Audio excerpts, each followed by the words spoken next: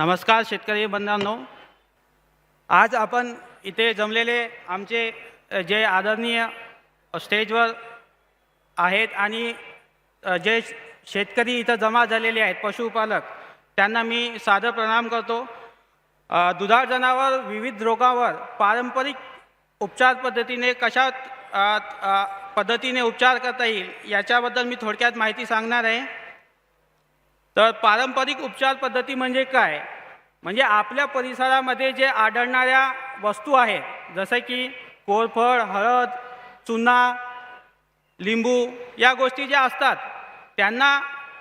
त्यांचा उपयोग करून कशा पद्धतीने आपण आपली जी जनावरं आहेत ते नीट करता येईल, दुरुस्त करता येईल याच्याबद्दल थोडीफार माहिती घेऊ।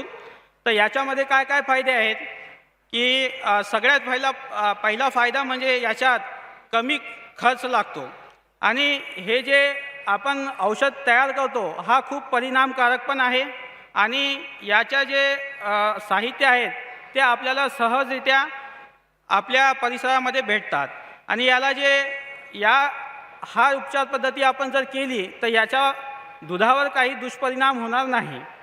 आणि जे आपण आजकाल बघत आहोत की म्हणजे प्रतिजैविकाचं प्रमाण दुधामध्ये वाढत आहे आणि त्याचा दुष्परिणाम हा माणसावर होत आहे, ते पण आपण हे औषध उपचार पद्धती वापरून कमी करू शकतो।